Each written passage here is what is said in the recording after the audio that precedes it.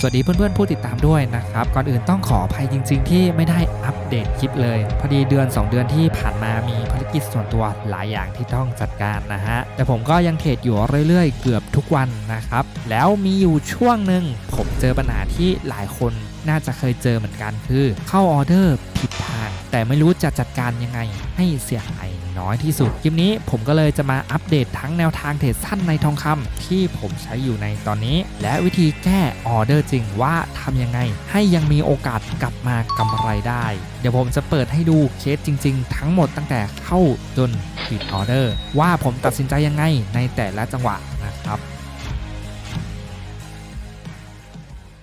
โดยก่อนจะเข้าเนื้อหาเราต้องมีบัญชีเทรดกันก่อนโดยในคลิปนี้นะครับผมก็จะใช้บล็อก XM ที่เปิดมานานกว่า15ปีกราฟเสถียรมีโบนัสเงินให้เหมาะสำหรับคนเริ่มต้นโดยการลงทะเบียนง่ายๆสามารถทำตามได้เลยหลังจากคลิกลิงก์ใต้คลิปนี้เข้ามาหน้าระบบ XM ติ๊ก3 ขีดขวาบนกดเริ่มต้นเลยก็ให้เลือกประเทศไทยกรอกอีเมลของเราและตั้งรหัสผ่านให้เรียบร้อยส่วนรหัสพันธมิตรจะใส่หรือว่าไม่ใส่ก็ได้ส่วนตัวผมแนะนำให้ใส่นะเวลามีโบนัสเงินคืนหรือว่าสิทธิพิเศษต่างๆก็จะได้รับด้วยนั่นเองซึ่งในคลิปนี้นะก็จะมีรหัสพันธมิตรนะก็จะแนะนำให้กรอกเป็น MTT 123หลังจากนั้นกดติ๊กถูกลงทะเบียนกันได้เลยทีนี้หลังล็อกอินมาแล้วเราก็จะมาเปิดบัญชีจริงในการเทรดกันให้กดตรงบัญชีเลือกบวกกดบัญชีจริงเลือกเป็น MT Fight ประเภทบัญชีเริ่มต้นแนะนำเป็น Standard ส่วน Leverage 1/1000 สกุลเงิน USD และที่สำคัญรหัสพันธมิตรอย่าลืมกรอก MTT 123เพื่อให้ได้โบนัสสิทธิพิเศษแล้วติ๊กถูกดำเนินการต่อแล้วตั้งรหัสผ่านให้เรียบร้อยหลังจากเปิดพอร์ตแล้วเราก็สามารถเติมเงินฝากเงินผ่านช่องทางเหล่านี้ได้เลยที่ง่ายที่สุดในตอนนี้ผมก็จะแนะนำเป็น Mobile Banking เลือกธนาคารจำนวนเงินที่ฝากแล้วติ๊กถูกสแกน QR Code ให้เรียบร้อยแค่นี้ก็เป็นการเติมเงินเข้าพอร์ตได้แล้วนะครับหลังจากนั้นเราจะมาหน้าจัดการเลือกข้อมูลบัญชีหน้านี้ก็จะแสดงข้อมูลเซิร์ฟเวอร์หมายเลขเทรดที่เราจะนำไปล็อกอินบนแอป MT Fight นั่นเองก็สามารถโหลดผ่าน App Store Play Store หลังจากนั้นเลือกเซิร์ฟเวอร์เชื่อมกับ XM แล้วกรอกลงชื่อเข้าใช้หมายเลข ID เทรดแล้วรหัสผ่านที่ตั้งมาแค่นี้ก็เป็นการเชื่อมต่อเรียบร้อยสามารถเริ่มต้นเทรดได้แล้วนั่นเองสำหรับแนวทางเทคนิคที่ผมใช้จะเป็นการเทรดตามเทรนระยะสั้นๆโดยการตั้งค่ากราฟเข้ามาเลือกซิกแซกแล้วเซตค่าตามนี้เลย5 5 3แล้วรูปแบบสีเลือกตามสีที่ชอบได้เลยหลังจากนั้นกดบันทึกขวาบนแค่นี้ก็เป็นการเซตอินดิเคเตอร์ที่จะใช้เทรดในคลิปนี้แล้วนั่นเองเรามาดูออเดอร์จริงในการเทรดวันนี้กันนะครับก็ตอนนี้ในกลุ่ม Alert นะมีการส่งสัญญาณนะครับเกิดบอสในไทม์เฟรม1 นาทีสินทรัพย์ก็เป็นทองคำผมก็ได้เปิดกราฟมาดูหน้างานจริงๆก่อนนะครับว่ามีการเกิดบอสจริงๆไหมซึ่งจังหวะนี้เนี่ยก็ตรงตามสัญญาณเลยผมก็เลยทำการตีในส่วนของเส้นแนวนอนเอาไว้ก่อนตรงจุดที่เกิดบอสขึ้นไปนะฮะโดยถ้ามองด้วยตาเปล่าตอนนี้เนี่ยก็จะเป็นรูปแบบ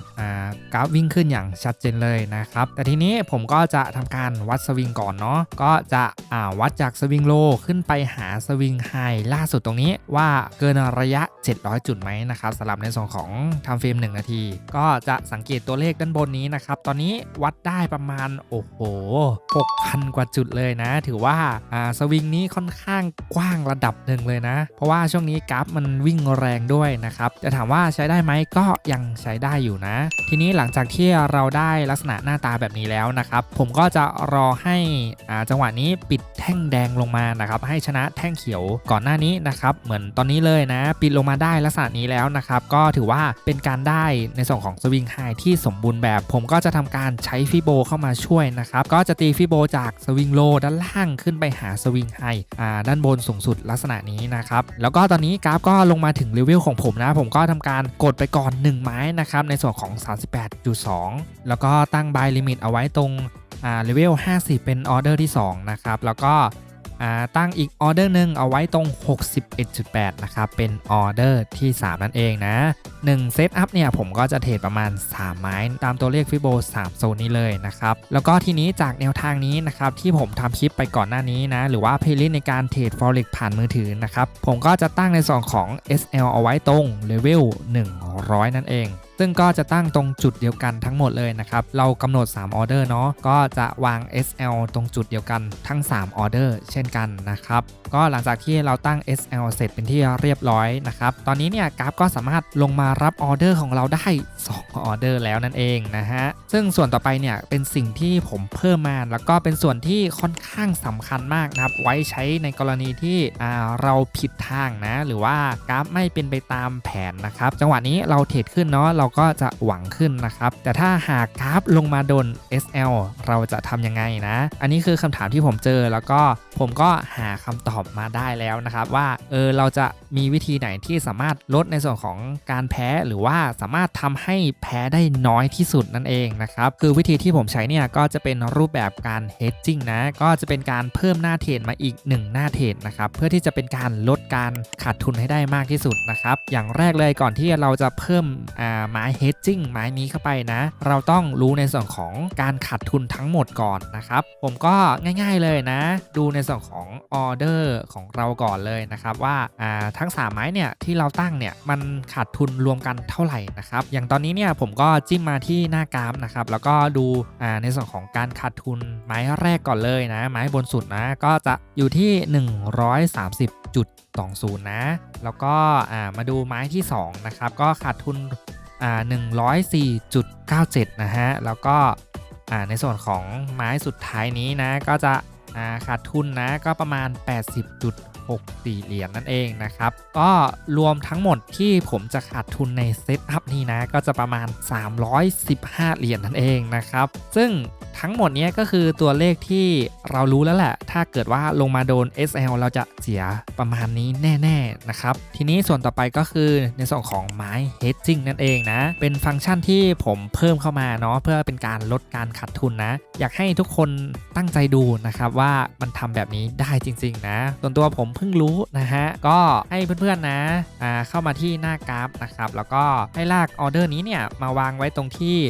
78.6 นะครับซึ่งเป็นเลเวลที่ผมตั้งขึ้นมาใหม่นะแล้วก็ทีนี้เนี่ยให้เพื่อนๆกดในส่วนของเมนูตรงนี้สังเกตดูนะตรงนี้นะครับมันจะเป็น buy limit นะให้กดคลิกเข้าไปทีนึงนะให้เมนูเปลี่ยนเป็น sell stop ซึ่งเมนูนี้ก็จะเป็นรูปแบบการซื้อลงอีกไม้หนึ่งนั่นเองนะครับถ้าพูดง่ายๆก็คือกราฟลงมาดูในส่วนของออเดอร์นี้เราก็จะเปิดไม้เซลล์นะฮะแล้วให้เพื่อนๆนะตั้งในส่วนของ TP นะเอาไว้ตรงเลเวล100นะตรงกับจุดในส่วนของ SL 3ไม้ด้านบนของเรานะครับก็ตั้งไว้เลยนะตามตัวเลขที่เราบวกมาเมื่อกี้เลยนะครับซึ่งตัวเลขของผมเนี่ยกลมๆนะก็ประมาณ315 เหรียญนั่นเองนะฮะผมก็กดไปที่ในส่วนของการเพิ่มหลอดตรงนี้เนี่ยแล้วก็สังเกตดูตัวเลขตรงนี้นะครับซึ่งถ้าเรากดเพิ่มในส่วนของหลอดนะตัวเลขตรงนี้มันก็จะขยับตามหลอดไซส์ที่เราใช้นะของผมเนี่ยต้องการให้มันเฮดกันเนาะประมาณ315 เหรียญนะก็ตั้งไว้เลยนะฮะก็ขั้นต่ำประมาณ315นะครับซึ่งผมก็ตั้งเผื่อไว้เนาะบวกลบก็ประมาณ10-20 เหรียญนะฮะตั้งไว้ที่333 เหรียญนะครับในส่วนของขนาดหลอดที่ลงตัวสุดในตอนนี้นะหลังจากนั้นเราก็คลิกลูกศรตรงนี้นะครับเป็นการตั้งไม้เสร็จสมบูรณ์นะครับก็จะได้ในส่วนของไม้ hedging นะหรือว่าไม้เซลล์ช่วยในส่วนของหน้าบายของเรานั่นเองนะครับก็เป็นฟังก์ชันเสริมนะฮะมันอาจจะช่วยได้ในระดับหนึ่งนะแต่ทั้งนี้ทั้งนั้นมันก็จะมีข้อเสียอยู่นะเดี๋ยวผมก็จะมาบอกตอนสรุปอีกทีนะว่ามันมีข้อเสียอะไรบ้างนะครับโอเคตอนนี้นะผมก็จะทำการตั้งในส่วนของTP เอาไว้ด้วยนะฮะก็ TP นะครับถ้าเกิดว่ากราฟสามารถลงมารับออเดอร์เราได้3ออเดอร์นี้เนี่ยผมก็จะตั้งตรงเลเวล 23.6 ตรงนี้เลยนะครับทั้ง3ไม้เลยนะตรงจุดเดียวกันนะฮะแล้วก็ผมลืมบอกไปนะฮะว่าในส่วนของการเซต Fibo Retracement นะที่ผมใช้นะเซตตัวเลขยังไงบ้างนะครับก็ตามนี้เลยนะครับเลเวลใหม่ที่ผมเพิ่มเข้ามาก็คือในส่วนของ 78.6 นะครับแล้วก็11.8 นั่นเองนะครับโอเคทีนี้เรากลับมาดูออเดอร์ของเรากันนะว่าเป็นยังไงบ้างนะครับตอนนี้กราฟก็สามารถลงมารับออเดอร์ของเราได้ทั้ง3แล้วนั่นเองนะครับซึ่งอันนี้คือหน้าเซตอัพที่เราได้จัดการไว้ทั้งหมดแล้วนะครับทั้งรูปแบบการขาดทุนแล้วก็การแก้ไม้ขาดทุนแล้วก็การตั้ง TP นะครับ หลังจากนี้เพื่อนๆจะปล่อยเลยก็ได้นะครับหรือว่า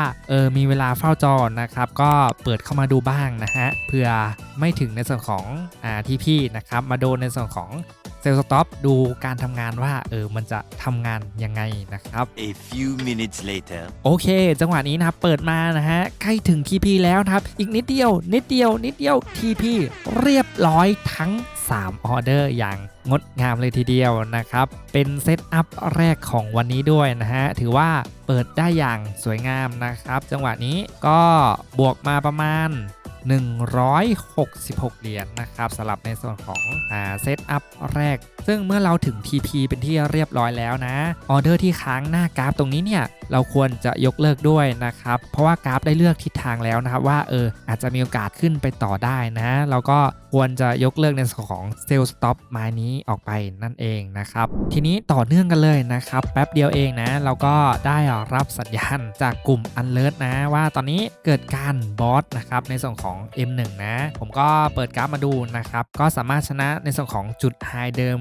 เซตอัพก่อนหน้าที่เราเทรดมาได้นั่นเองนะฮะก็ตรงตามสัญญาณเลยนะครับเกิดการ break of structure นั่นเองซึ่งถ้าหากว่าเพื่อนๆคนไหนที่ยังไม่เข้าใจคำว่าบอสหรือว่าช็อคเนี่ยเอาง่ายๆที่สุดนะครับเป็นคำเรียกของทฤษฎีแนวคิด Smart Money Concept SMC เป็นการบ่งบอกราคาว่ามีการเปลี่ยนแปลงโครงสร้างหรือว่ามีการเกิดแนวโน้มใหม่นั่นเองนะครับทีนี้เราก็ทำตามเหมือนเดิมเลยนะครับถ้าเป็นรูปแบบขาขึ้นแบบนี้เนี่ยก็จะตีฟิโบจากสวิงโลไปหาสวิงไฮด้านบนนะครับแล้วก็ตั้ง buy limit เอาไว้ตรง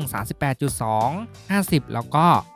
61.8 นะครับ3ออเดอร์เนาะหลังจากนั้นนะครับเราก็จะตั้ง SL นะเอาไว้ตรงเลเวล100ด้านล่างนะครับทั้ง3ออเดอร์เลยนะฮะเอาไว้ตรงจุดเดียวกันทั้งหมดแล้วก็เปิดเครื่องคิดเลขขึ้นมานะฮะคำนวณหาตัวเลขที่ขาดทุนก่อนนะครับเพื่อที่จะใช้ไม้ hedging เข้ามาช่วยนั่นเองนะครับอย่างตอนนี้ของผมเนี่ยไม้แรกนะก็อยู่ที่ 107.30 นะครับก็บวกไม้ที่2เนาะ 87.30 นะครับแล้วก็ดูไม้ที่3นะฮะ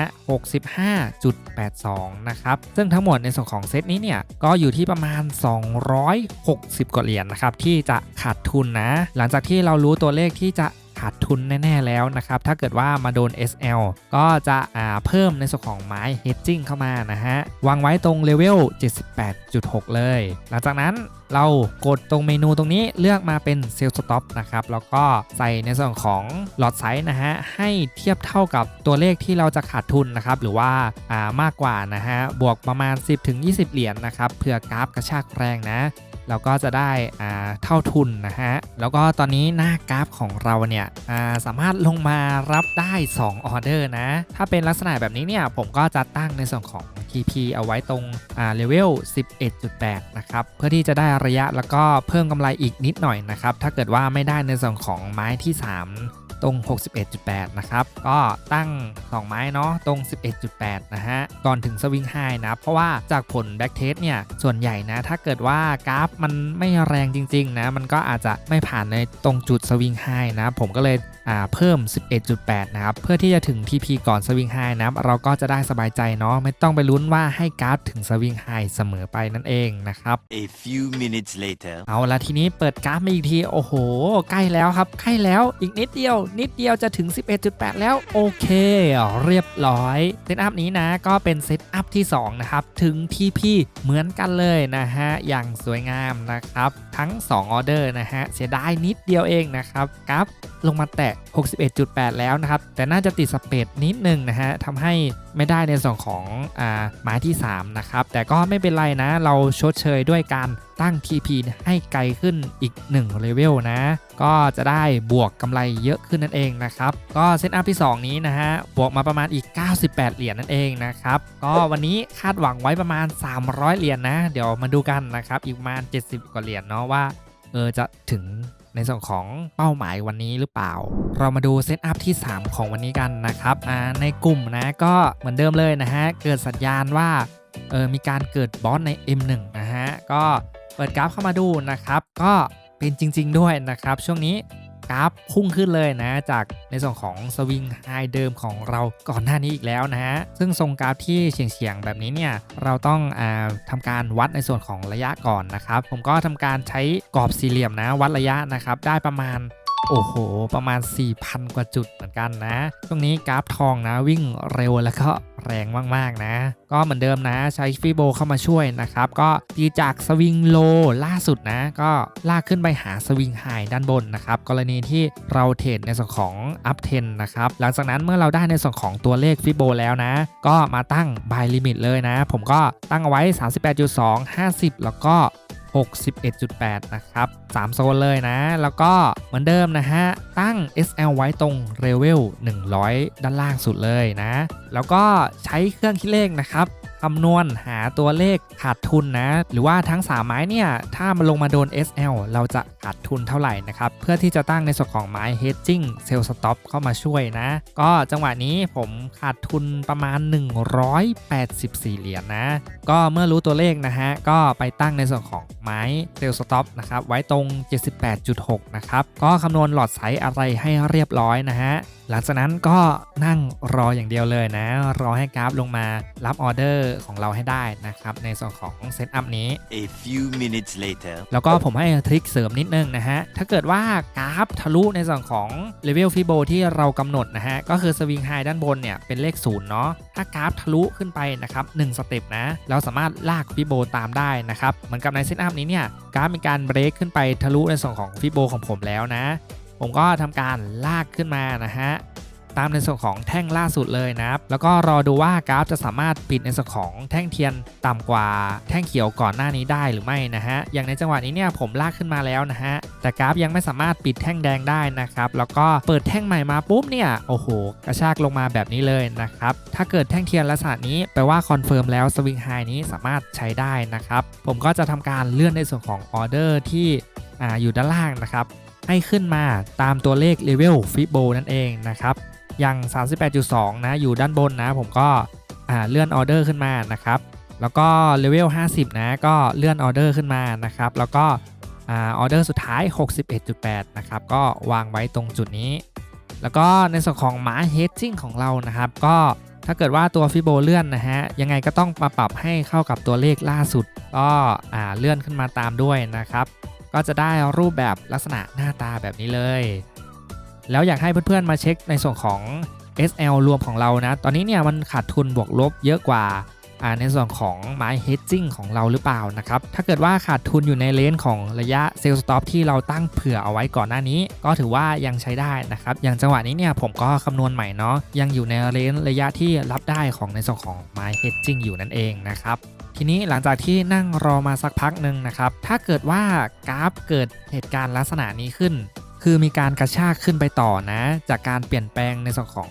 เลเวลฟิโบรอบที่2แล้วนะครับถ้าเกิดว่าเป็นรอบที่3ลักษณะนี้เราไม่ควรแล้วนะอย่าให้มีครั้งที่3เด็ดขาดก็จะเริ่มมีความเสี่ยงแล้วนะว่ากราฟจะเลือกทิศทางยังไงนะครับเพราะว่ามีการเปลี่ยนแปลงถึง2ครั้งแล้วนั่นเองนะครับแบบนี้ผมก็จะทำการยกเลิกออเดอร์ทั้งหมดออกเลยนะครับแล้วก็จะรอหาจังหวะในการเทรดในส่วนของเซตอัพใหม่ดีกว่านะครับเรามาดูในส่วนของเทรดเซตอัพขาลงกันบ้างนะครับหรือว่าเป็นดาวเทนนะฮะซึ่งจังหวะนี้เนี่ยก็มีสัญญาณนะฮะจากกลุ่ม alert นะส่งตรงมาบอกว่า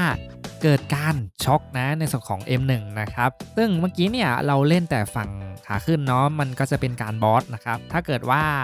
มันเปลี่ยนโครงสร้างนะครับก็จะเกิดการช็อคหรือว่า change of character นะครับก็ดีเลยนะครับเราก็จะได้เห็นตัวอย่าง2ฝั่งเลยนะจังหวะนี้เหมือนเดิมนะฮะผมก็จะใช้ Fibo Retracement เข้ามาช่วยนะครับถ้าเป็นรูปแบบขาลงนะเราก็จะตีจากจุด High ลงมาหาจุด Low นะครับก็จะได้ลักษณะหน้าตาแบบนี้เลยซึ่งผมให้ทริคอย่างหนึ่งนะถ้าเกิดว่าเพื่อนๆไม่อยากจะใช้ในส่วนของกรอบสี่เหลี่ยมในการวัดระยะนะในส่วนของฟิโบก็มีระยะเหมือนกันนะเพื่อนๆดูด้านบนตรงนี้นะตรงกลางนะฮะก็จะเป็นระยะบอกนั่นเองนะครับตอนนี้ก็ประมาณ 5,000 กว่าจุดเลยนะก็ค่อนข้างกว้างนะเมื่อเราได้ตัวเลขลักษณะนี้แล้วนะครับสิ่งที่จะทำต่อก็คือการเปิดออเดอร์นั่นเองนะครับตอนนี้เนี่ยโอ้โหกราฟขึ้นมาเกินเลเวล 38.2 แล้ว แล้วนะผมก็กดไม้เซลล์ไป1ไม้นั่นเองนะครับแล้วก็ตั้งเซลล์ลิมิตไว้ตรง50นะแล้วก็ 61.8 นะครับเพื่อได้3ไม้ใน1เซตของเรานั่นเองนะแล้วสเต็ปถัดไปก็คือการตั้ง SL ก่อนนะก็การตั้ง SL นะครับลากไปที่เลเวล100เลยนะครับก็ลากไปไว้ทั้งหมด3ไม้ในจุดเดียวกันเลยนะครับหลังจากที่เราได้จุด SL แล้วเราก็จะมาคำนวณตัวเลขกันนะครับว่า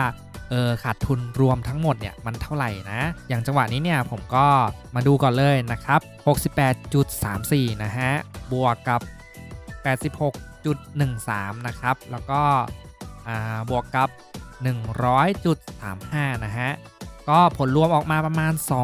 254 เหรียญนะครับที่จะ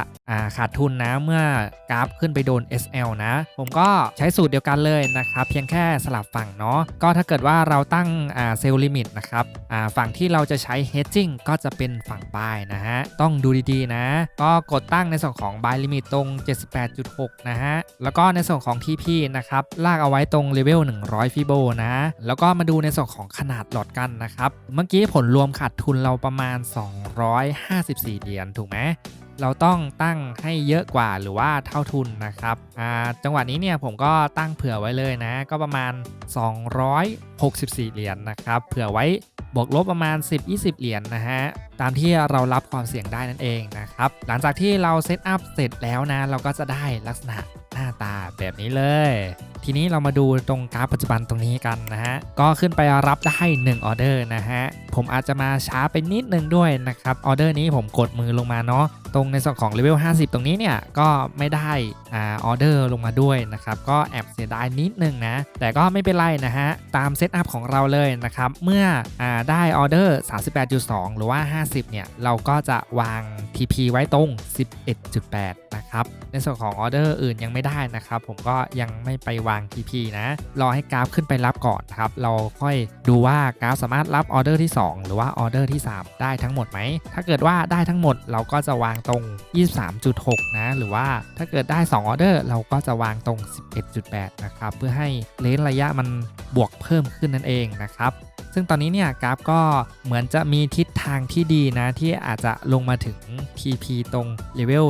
11.8 นะครับได้ออเดอร์เดียวก็ไม่เป็นไรนะครับอย่างน้อยเนี่ยก็ถือว่าบวกเหมือนกันนะซึ่งผมให้ทริคเสริมนิดนึงนะฮะถ้าเกิดว่ากราฟมาถูกทางแล้วก็รูปแบบค่อนข้างชัดเจนแบบนี้นะเราก็สามารถลากในส่วนของ SL มากันหน้าทุนได้เลยนะครับอย่างจังหวะนี้เนี่ยผมลากในส่วนของ SL มากันหน้าทุนเอาไว้ก่อนนะแบบนี้ผมก็จะปิดประตูขาดทุน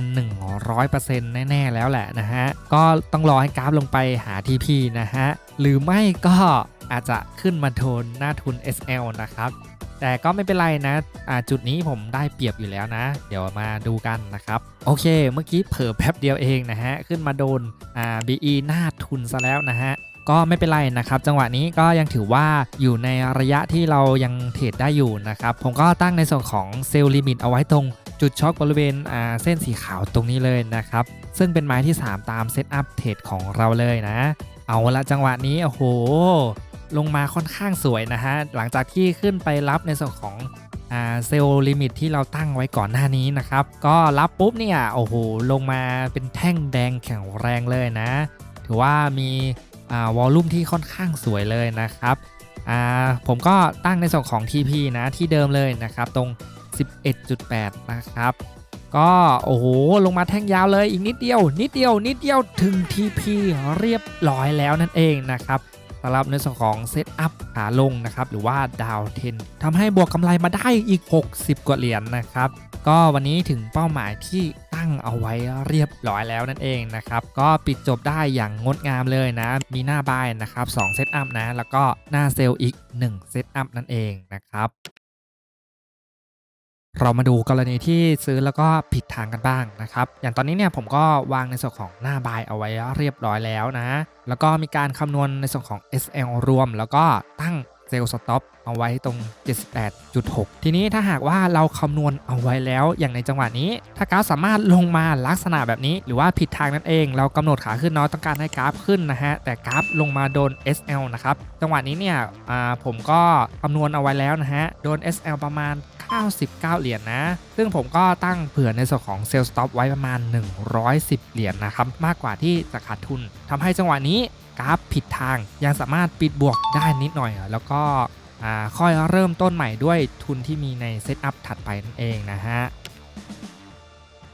เซตอัพเทรดขาลงก็เหมือนกันเลยนะครับหากเราตั้งเซลล์ลิมิตเอาไว้แต่กราฟไม่ลงมาหาในส่วนของ TP กับวิ่งขึ้นไปแตะ 78.6 ทำให้ในส่วนของฟังก์ชัน buy stop เปิดทำงานนะครับทีนี้ถ้าหากว่าเราคำนวณเอาไว้แล้วอย่างในจังหวะนี้ขาดทุนรวมทั้งหมดหากมาโดนSL นะก็ประมาณ100เหรียญผมก็ตั้งเผื่อเอาไว้เลยประมาณ105เหรียญมากกว่าที่ขาดทุนทำให้สุดท้ายเนี่ยถ้าโดน SL ลักษณะนี้หรือว่ามีการกระชากนิดหน่อยนะก็ประมาณเท่าทุนที่คำนวณเอาไว้นะซึ่งก็เป็นการรักษาในส่วนของพอร์ตหรือว่าบาลานซ์เอาไว้ได้นั่นเองนะครับสำหรับข้อดีในส่วนของการ hedging นะรูปแบบการกลับทางเทรดนะครับเราสามารถแก้เกมได้ไวนะครับไม่ต้องหาเซตอัพใหม่เทรดจบในเซตอัพเดียวได้เลยอย่างที่เพื่อนๆได้เห็นในส่วนของตัวอย่างไปก่อนหน้านี้เนาะส่วนข้อเสียของโลจิกนี้นะคือถ้าหากว่ากราฟมาแตะในส่วนของโซน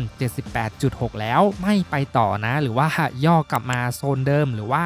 วิ่งเป็นช่วงไซด์เวย์เราต้องมีทุนสำรองค่อนข้างเยอะเพื่อรักษามาร์จิ้นไม่ให้ล้างพอร์ตนั่นเองแต่ส่วนใหญ่ถ้าหากว่ากราฟแตะ 78.6 แล้วโอกาสที่กราฟจะไปเลเวล 100 เนี่ยมันก็มีค่อนข้างสูงกว่าเนาะเพราะว่ามันวิ่งมาเกิน 70-80% แล้วเพราะฉะนั้นเนี่ยถ้าหากว่าเรามีทุนพอก็สามารถใช้ในส่วนของไม้ hedging เต็มจำนวนได้หรือว่าขอให้บวกนิดหน่อยก็พอนะครับดีกว่าที่เราจะติดลบ 100%แต่หากใครที่มีทุนน้อยผมก็แนะนำให้บริหารขนาดหลอดตามที่รับไหวอันนี้ก็คือตารางคำนวณทุนอย่างง่ายนะครับที่ผมได้ทดลองแล้วว่าถ้าใช้ทุนแล้วก็หลอดไซส์ประมาณนี้จะบาลานซ์รักษาดาวช่วงกราฟไซด์เวย์ได้นะครับหากเราใช้ในส่วนของไม้ hedging แต่ทั้งนี้ทั้งนั้นต้องประเมินจิตใจแล้วก็บริหารเงินทุนตัวเองก่อนเทรดทุกครั้งด้วยนะครับโอเคนะครับสำหรับเพื่อนๆคนไหนที่ยังตามไม่ทันผมก็จะมาสรุปสั้นๆให้ฟังอีกทีหนึ่งนะฮะสำหรับระบบนี้นับก็จะประกอบไปด้วย3ส่วนด้วยกันนะส่วนที่1นะครับ The Setup สแกนหาจังหวะเราจะใช้อินดิเคเตอร์ซิกแซกดูภาพกว้างแล้วรอสัญญาณบอสหรือว่าช็อคเพื่อดูว่ากราฟเลือกข้างไหนจะไปต่อหรือว่าจะกลับตัวส่วนที่2 The Entry จุดเข้าที่ได้เปรียบเมื่อกราฟเลือกข้างได้แล้วให้เพื่อนๆใช้ฟิโบเข้ามาช่วยเพื่อหาตัวเลขโซนที่จะได้เปรียบนะครับ 38.2 50 แล้วก็ 61.8 เป็นจุดเข้าออเดอร์ส่วนที่3 The Hedging แผนสำรองถ้าเกิดว่ากราฟผิดทางเราจะใช้ไม้ Hedging 78.6 เพื่อล็อกการขาดทุนหรือว่าให้ขาดทุนน้อยที่สุดเมื่อถึงจุดวิกฤตโดน SL นะครับแต่ข้อเสียก็คือต้องเตรียมทุนสำรองไว้ 2-3 เท่าเพื่อประคองพอร์ตรักษามาร์จิ้นช่วงไซด์เวย์ถ้าทุนไม่พอมีโอกาสล้างพอร์ตได้สูงเช่นกันนะครับสุดท้ายนี้อยากให้เพื่อนๆที่ดูมาถึงตอนนี้นะครับอย่าเพิ่งเชื่อทุกอย่างต้องลองนำไปแบ็กเทสทดลองด้วยตัวเองก่อนนะฮะไม่มีระบบไหนที่จะแม่นยำสมบูรณ์แบบ 100% มีแต่ระบบที่เหมาะสมกับตัวเรามากที่สุดยังไงก็ลองนำไปปรับใช้ดูว่าเข้ากับสไตล์การเทรดของเพื่อนๆไหมฝึกให้รู้เข้าใจก่อนลงสนามจริงนะครับและถ้าเพื่อนๆดูมาถึงตอนนี้นะครับสำหรับคนที่ไม่ได้มีเวลาอยู่หน้าจอแต่อยากเทรดแนวทางในคลิปนี้จริงๆผมก็มีในส่วนของกลุ่ม Signal Alert แจ้งเตือนในการหาจุดบอสแล้วก็ช็อคตอนที่กราฟสามารถชนะสวิงก่อนหน้าได้โดยที่เพื่อนๆไม่ต้องเฝ้าจอรอเลยถ้าเกิดว่าเพื่อนๆคนไหนสนใจนะครับก็สามารถสแกน QR Code ตรงหน้าจอตรงนี้ได้เลยสุดท้ายนี้สำหรับเพื่อนๆคนไหนที่ยังไม่มีบัญชีเทรดนะสามารถดูรายละเอียดใต้คลิปวิดีโอนี้ได้เลยนะผมก็ได้ทิ้งลิงก์เอาไว้ให้แล้วนะฮะและที่สำคัญเลยถ้าเพื่อนๆเปิดบัญชีใหม่อย่าลืมนะใส่รหัสพาร์ทเนอร์ MTT 123ด้วยนะครับแล้วก็ถ้าเกิดว่ามีคำถามหรือว่าไม่เข้าใจตรงส่วนไหนนะก็สามารถพิมพ์สอบถามเข้ามาที่ใต้คอมเมนต์นี้ได้เลยนะเดี๋ยวผมก็จะอ่านแล้วก็จะตอบกลับทุกคอมเมนต์เลย